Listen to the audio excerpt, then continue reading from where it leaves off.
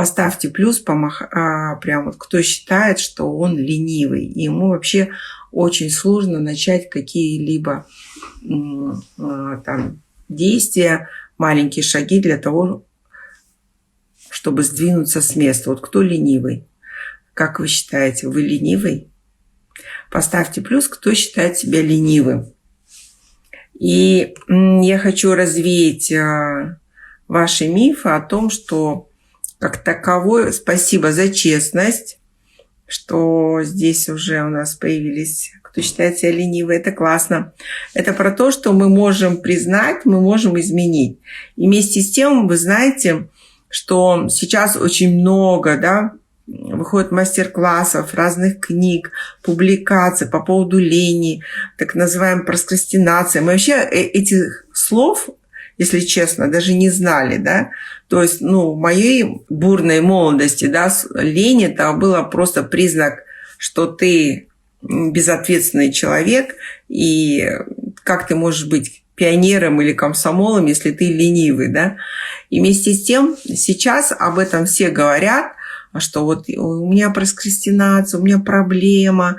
У кого бывает такая ситуация вечером, особенно перед сном. Вот сейчас как раз-таки то время, когда на нас, знаете, снисходит какая-то там фея, да, и мы начинаем мечтать о том, что вот завтра я утром встану и начну делать то-то или то. Делать какие-то действия. Вот завтра я встану, сделаю зарядку, я начну правильный образ жизни. Даже я сейчас завтра встану в 6 утра, поставлю будильник. И вот все, с завтрашнего дня моя жизнь начнет меняться. И обычно это часто люди, как я говорю, да, вечером мы привыкли сказки слушать. Так вот, люди часто рассказывают такие себе истории о том, что завтра они начнут жить по-другому, завтра сделают зарядку, будут пить много воды и так далее, и так далее. В общем, определенные шаги действия к тем желаниям, да, или к той мечте идеальной фигуры, которая вас иногда посещает. Так вот, и что-то происходит не так, как если вы проснетесь завтра утром и такой, что-то холодно. Я вчера поздно лег, потому что долго мечтал. Еще слушал там прямой эфир. Или я был занят, да, я читал. Или так далее, и так далее. В общем, завтра утром вы начнете рассказывать себе другую историю. Сегодня у вас будет перед сном история о том, что с завтрашнего дня ваша жизнь будет по-другому.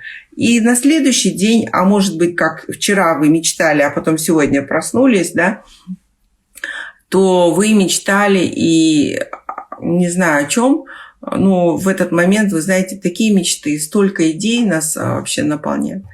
И на следующий день утром вы просыпаетесь и говорите, зачем? Вы рассказываете новую историю себе в голове. Зачем тебе мучиться? Ты вчера так устал. Было очень сложно. И столько проблем. И так далее, и так далее. Еще зима, авитаминоз. И холодно. И особенно из-под одеяла вставать. Прозвенел будильник, вы его отключили. А может, вы даже его просто... Думаете, сейчас я через 15 минут встану, потом через 20 минут встану. И таким образом вы пролонгируете, а потом вообще думаете, слушайте, да и так нормально, все же хорошо. Вот поставьте плюс, у кого так происходит, у кого вообще такая была ситуация, да? Ага, узнаете, да? Так вот, может, ваши близкие так делают.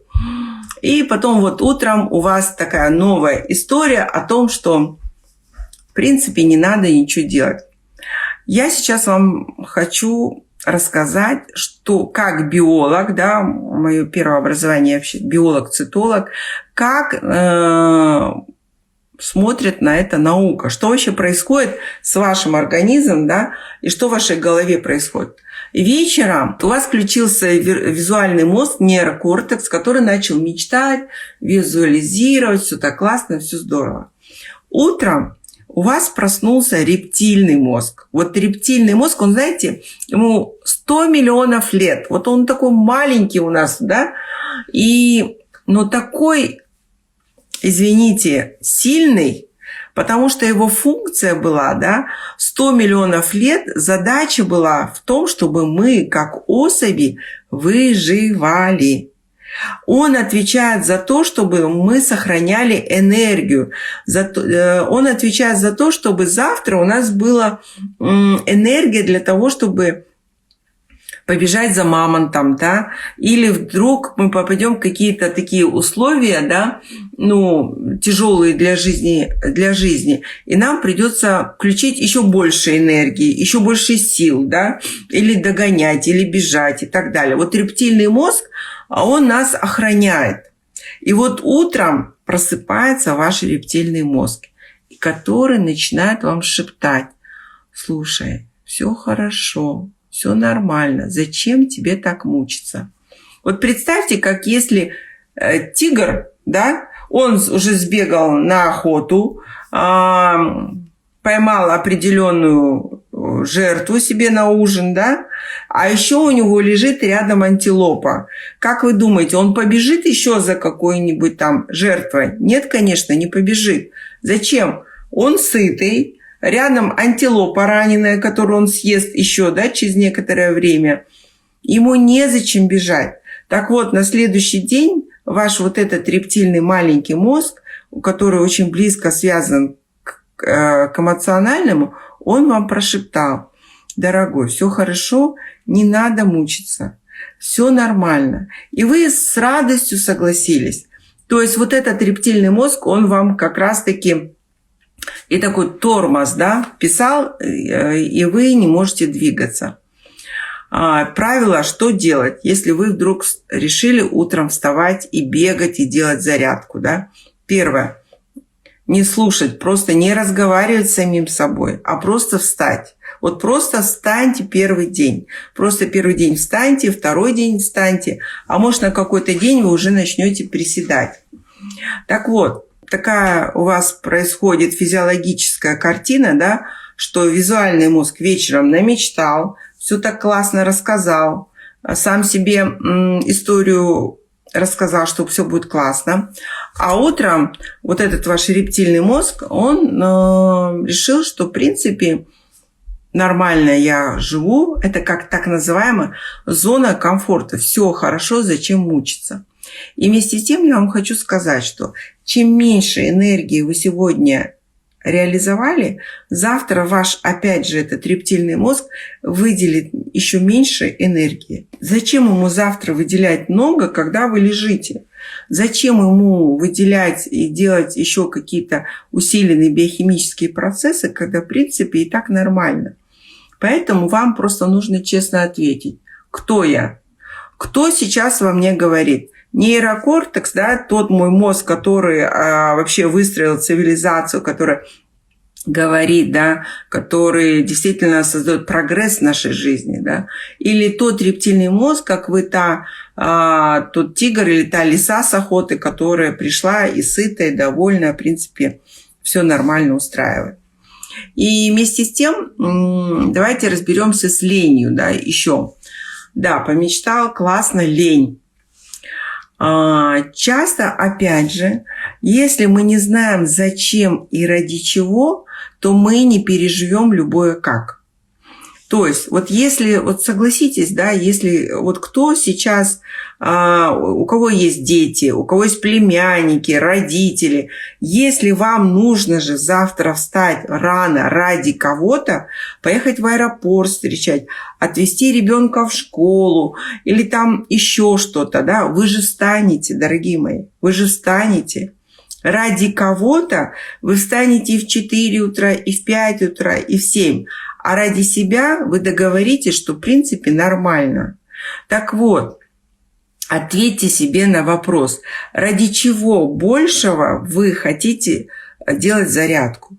Ради чего и во имя чего? И ответьте на этот вопрос раз 10, да, и дойдите до ключевой цели, мотивации, которая вас действительно зажгет. У меня была такая ситуация, я помню, это было лет 5, я консультировала одного руководителя, и уже была у него, наверное, попытка 10-я в том, чтобы изучить английский язык, да. Он приглашал себе репетиторов, нанимал, ходил, записывал YouTube и так далее, и так далее.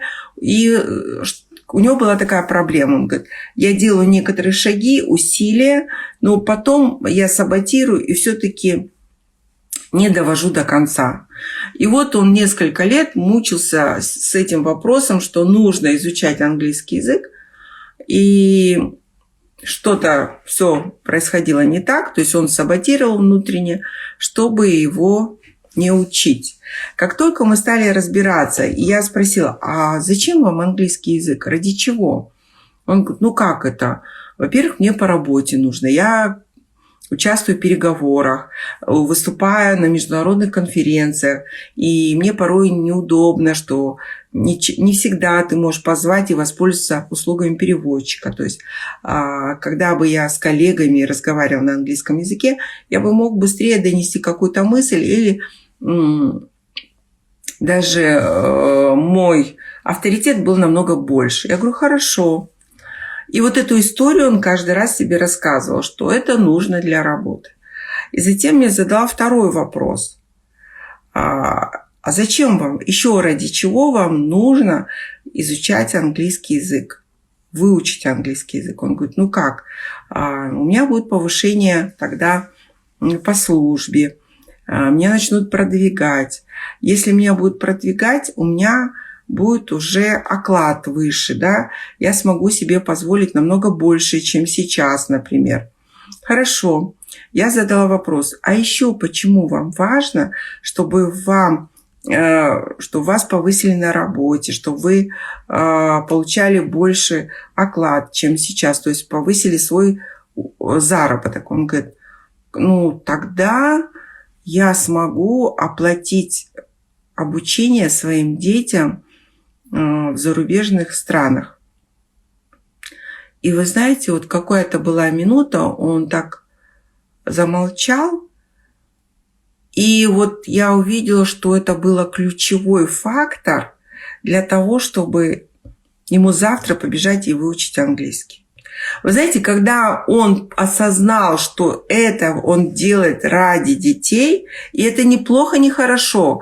У нас у каждого есть разный уровень мотивации. И на каждом этапе жизни нас могут мотивировать разные, будем говорить, ценности. Там, дети, безопасность, успех, деньги, да, отношения, может, призвание и так далее, и так далее.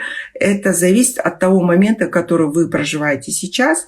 И еще, что для вас сейчас важно в приоритете. Так вот, у этого мужчины, руководителя, для него было важно его сыновья. И он мечтал, чтобы его дети учились в высших учебных заведениях в зарубежных странах. И я вам скажу, уже прошло много-много лет, и не зря была эта консультация со мной, да, как коучем. Мы общаемся до сих пор. Он выучил английский язык, сдал на прекрасный результат, получил повышение в карьере и даже перевел уже в этот момент, потому что дети еще маленькие, он уже перевел детей в платную школу на английском, где ведется обучение на английском языке. И это дало ему импульс идти и выучить английский. Поэтому ответьте себе на вопрос, ради чего и зачем вам нужно реализовать ту или иную цель. И тогда вы, может быть, честно, как раз-таки дойдете до той глубины точки мотивации, которая просто поднимет вас завтра, и вы пойдете это делать. И тогда, когда мы знаем, ради чего и зачем, мы переживем любое как. Следующий момент. И вместе с тем есть такая, знаете, действительно лень, вот прям лень, но тут она более такая хроническая, да. Это часто люди, вообще настоящие такие лентяи, если мы один раз пропустим тренировку, да, но если мы вообще лентяйничаем, то лентяи, вы запомните, это те, кто не сожалеют. Если вы считаете, я лентяй, и еще признаетесь, да, в этом прямом эфире, это не про то, что вы лентяй. Просто у вас действительно нет понимания, зачем, ради чего я это делаю. Да? А вот настоящий лентяй – это действительно те люди, которые вообще не сожалеют. И вы знаете, они могут годами бездельничать и вообще полезного ничего не делать. Да? И что тогда? Что происходит? Вот этот тип людей, да, они вообще перестают сожалеть о том, что они откладывали. То есть они забывают о всех отложенных важнейших дел. Да? Они начинают так откладывать очень много дел, что может пройти 5, 7, 10, 20 лет, может, вы их встретите после этого. Да? И вы увидите, что у него уже сложность, в принципе, включить саму волю, потому что она атрофировалась, да, и побудить себя делать что-то серьезное. И вот здесь, смотрите, это приводит к такой жизненной запущенности, да. И что происходит? У человека развивается такая выученная жизненная беспомощность. Ну вот жертва, как я писала в сегодняшнем посту, да. То есть, смотрите, мы вообще человек, да, мы как система, мы умеем адаптироваться, мы можем адаптироваться под любые условия, да, и питаться и с глютеном, и без глютена. Мы такое животное, такое живое существо, что мы легко очень можем адаптироваться, да, этим мы отличаемся от динозавров. Так вот, это люди, они, знаете, у них вот развивается такая выученная жизненная беспомощность, и так как они к этому очень хорошо адаптировались, да, то обычно возле этих людей появляются кто? Спасатели, да. И такие близкие люди, которые просто берут на себя эту ответственность и начинают решать за них все проблемы. Ну и тогда и попадаем мы в треугольник Карпмана, о чем я и писала. То есть это про что? Бывает такое, и я до сих пор это часто, к сожалению, встречаю, когда 30-летний, 40-летний ребеночек, в кавычках, да, до сих пор живет за счет своих родителей. И в итоге родители начинают его содержать до этого момента. И думают, ну ладно, не может он найти работу, сложно очень, да. И что происходит? Вот тогда уже у таких людей, у них начинает развиваться психические расстройства. Да? И что? Этот человек не может наладить собственную жизнь. Поэтому здесь важно понимать, что здесь уже такая в хронике лень – это определенный тип запущенности, да, человека в том, чтобы взять вообще ответственность за свою жизнь. Он будет, знаете, говорить про всех все плохо, он будет говорить, что никто, ни правительство, никто вокруг не может справиться, все плохо работают, столько много проблем. То есть он будет скидывать ответственность на других. Поэтому, если вы ленитесь, в быту, да, я имею в виду, сегодня не помыли посуду, не убрали в комнате, это не про лень. Это просто, такой самообман. К сожалению, сейчас очень много таких смена понятий, да, то есть если вот мы сразу иногда думаем, что страх или усталость, да, даже профессиональное выгорание, мы думаем, что это депрессия. Я помню, буквально недавно ко мне привели девочку 15 лет, и она в таком образе. Я прочитала в Гугле, что у меня по всем параметрам депрессия, да, это вот как горе от ума. Поэтому, уважаемые друзья, дорогие мои слушатели, читатели, подумайте, если вы уже в такой хронике, да, и уже давно ничего не меняете, то здесь нужно уже бить тревогу, конечно. Но если у вас вот просто периодически бывает такой момент, что у вас где-то нет ресурсов, и вы чувствуете, что сейчас вам нужно больше отдохнуть, наполниться какими-то ресурсами, да. А есть тот момент, что вы поставили для себя какие-то цели, да, но по каким-то причинам вы их не реализуете. Тогда ответьте себе на вопрос, ради чего и зачем. И следующий момент. Нарисуйте 2 картинки. Одна картинка – это то, что будет в вашей жизни и какой эффект окажет ваши те действия или реализация этой цели в вашей жизни на другие сферы вашей жизни. На ваших детей, на ваше окружение, на вашу старость, может, на вашу реализацию и так далее. Это одна картинка, такая идеальная картинка, то, что вы достигли. И вторая картинка – это про то, что будет, если вы ничего не будете делать, если вы ничего не будете менять. Так и будете мечтать вечером, утром просыпаться, слушать другой голос внутри себя и думать, ничего, завтра будет, еще есть впереди китайский Новый год, а потом будет еще Наурыз у нас, да. Вот с Наурыза я точно начну. Там уже будет солнышко, тепло. Вот тогда я прям смогу, да, реализовать то, что планировала, да. Так вот, посмотрите на эти 2 картинки. Первая, где вы достигли того, о чем мечтали, да, и посмотрите, какова же ваша жизнь, что вы видите, что вы слышите, и как достижение этой цели повлияло на ваше окружение, на ваших близких людей, вообще, может быть, на мир, на наш город, на нашу страну, а может и так.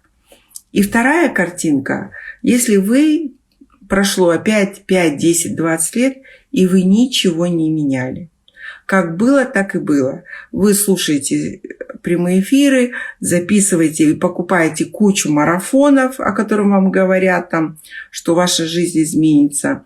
Вы смотрите, читаете о чужих победах и думаете, почему у нее все так получается, да? Нормально, это ваш выбор. Важно, примите решение, что вы хотите. Я не про то, что мы все должны что-то куда-то бежать и что-то реализовывать и достигать. Нет. Если в вашей картинке быть мамой, поддержкой для ваших детей, супругой, да, будьте в этом и будьте честны. Просто примите решение, что да, я это делаю ради того-то, того-то, того-то. Но если вы намечтали себе какую-то цель, где вы хотите реализации, что-то вы хотите сделать важного и ценного в своей жизни, тогда завтра вставайте и делайте маленькие шаги к тем целям, о которых вы мечтаете. Все в ваших руках. Просто примите решение. Мы каждый день принимаем решение. Как нам реагировать, как поступить, кого выбрать, что выбрать, да, ради чего это выбрать. Это ваша жизнь, и вам решать. И никто не может за вас решить, как нам жить, как вам жить, как мне жить и так далее. Поэтому только вы сами можете принять то решение, и это зависит от того, что вы хотите. Что вы хотите и куда вы хотите прийти через 3-5 лет. Выбор за вами. Поэтому хочу поблагодарить вас за то, что вы были сегодня со мной. Пожелать вам хороших сновидений. И самое главное, пусть ваши мечты и ваши цели все реализуются. И я знаю, у вас есть все ресурсы для того, чтобы быть счастливым. Мы уже сейчас счастливы. Посмотрите, мы сидим, общаемся через телефон, Инстаграм, можем поделиться какими-то важными, ценными вещами, да? Мы можем поддержать друг друга. И в этом же великая сила, которая есть сейчас у нас. И знание – это тоже сила. Если раньше мы об этом не знали, то я часто говорю, если мне 50 лет, и я это узнала 7 лет назад, в духовных практиках 23 года. А как вы можете, молодые, если вот даже у нас сейчас в эфире, насколько вы можете наполнить свою жизнь и обратить сейчас на какие-то сильные стороны, которые есть именно только вас, из той задачи, к которой вы пришли. А мы все пришли жить, наслаждаться этой жизнью, реализовываться и ценить друг друга в своей жизни. Спасибо вам большое. Спасибо за обратную связь. Вот Райхан пишет, на пальцах все объяснили. Да, я люблю объяснять все сложно очень просто, потому что сама жизнь, она очень проста. Вы знаете, сейчас очень много течений разных псевдонаук, поэтому слушайте свое сердце, и истина всегда одна. Поэтому любовь и знания победят весь мир, и красота спасет мир. Хорошего вам вечера, ночи. И я так соскучилась по нашим прямым эфирам. Обещаю, что будут наши прямые эфиры чаще. Пишите, на какие темы вы хотите, чтобы я проводила эфиры. Буду с удовольствием делиться теми знаниями, которые у меня есть. Спасибо вам. До скорой встречи.